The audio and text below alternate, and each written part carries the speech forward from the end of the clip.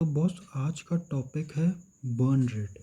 So burn rate is a pace at which a new company that is startup which is not yet generating profit, जो कि अभी profit generate नहीं कर रहा है, consumes it's cash reserve, यानी कि किसी स्टार्टअप के पास जो भी कैश अवेलेबल है उसे वो किस स्पीड से खर्च करता जा रहा है, इसे कैलकुलेट करते हैं बर्न रेट के थ्रू।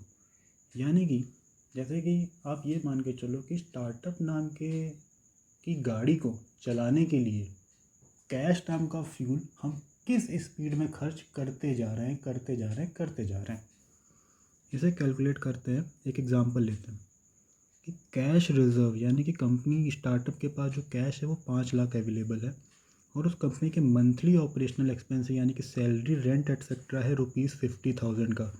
तो उस स्टार्टअप का जो बर्न रेट होगा, यानी कि उसके हर महीने कितना वो कैश बर्न कर रहा है, वो होगा ₹50,000, that which is equal to the monthly operating expenses of that startup. ठीक है। एक और कॉन्सेप्ट होता है स्टार्टअप के केस में रनवे का। रनवे का मतलब होता है कि कंपनी के पास अगर वो अपने हर महीने के खर्चे को बियर करता रहेगा तो उसके पास कितना कैश रिजर्व अवेलेबल है, यानी कि वो कितने महीने तक उस कैश रिजर्व के थ्रू अपने ऑपरेशनल एक्सपेंसेस को मीट आउट कर पाएगा। उसे कैलकुलेट करने के लिए देखिए सेम एग्जांपल में रनवे कैलकुलेट करते हैं। कंपनी के पास 5 लाख का कैश रिजर्व था, यानी कि कंपनी के पास 5 लाख रुपए थे और उस कंपनी के मंथली ऑपरेशनल एक्सपेंसेस है ₹50,000, यानी कि 50,000 रुपये उस स्टार्टअप के हर महीने का खर्चा है, कैश आउटफ्लो है। और उस कंपनी के पास 5 लाख का कैश अवेलेबल है, तो उसके पास कितने महीने का रनवे अवेलेबल है, यानी कि 10 मंथ, यानी कि उस स्टार्टअप के पास 10 महीने के लिए कैश, 10 महीने के ऑपरेशनल एक्सपेंसेस को मीट आउट करने के लिए कैश अवेलेबल है।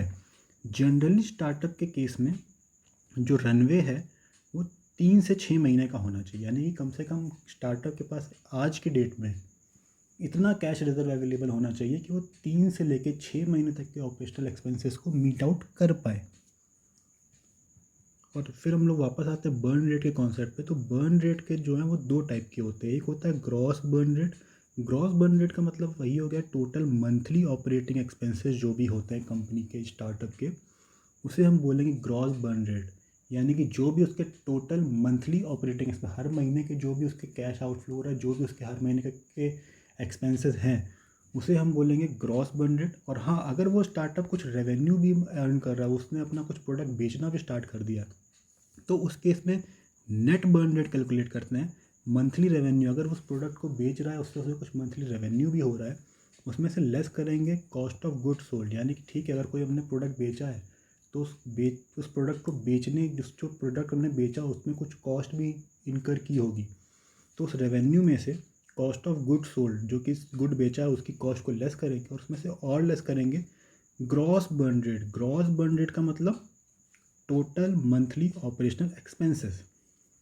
तो इसके लिए भी देखिए यहाँ पे मैंने एक एग्जांपल ले रखा है कि लेट सपोज स्टार्टअप का जो रेवेन्यू है उस महीने का 20,000 है और कॉस्ट ऑफ गुड्स सोल्ड, यानी कि जिस प्रोडक्ट को बेच करके रेवेन्यू हुआ है उसमें जो हमने कॉस्ट इनकरी करी है वो है 10,000 का। और मंथली ऑपरेटिंग एक्सपेंसेस, हर महीने के जो ऑपरेटिंग एक्सपेंसेस हैं वो भी कंपनी इनकर कर रही है 30,000 का।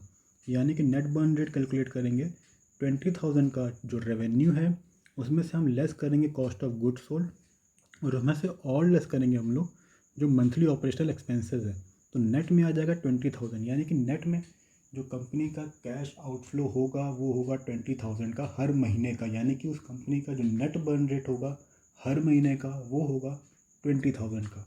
तो इसी केस में अगर आप देख लीजिएगा, अगर मान लो कंपनी के पास 2 लाख का कैश अवेलेबल है, आज की डेट में कैश रिजर्व कंपनी के पास अवेलेबल है 2 लाख का, और नेट बर्न रेट आपने देख लिया है कि 20,000 का हर महीने कंपनी का, अगर सब कुछ काट पीट करके 20,000 ऐसा पैसा है जो कि कंपनी को बर्न करना ही पड़ेगा, वो कैश आउटफ्लो होगा ही होगा।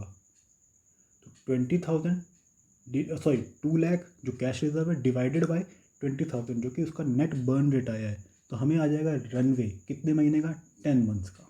यानी कि 2 lakh divided by 20,000 equal to 10 months.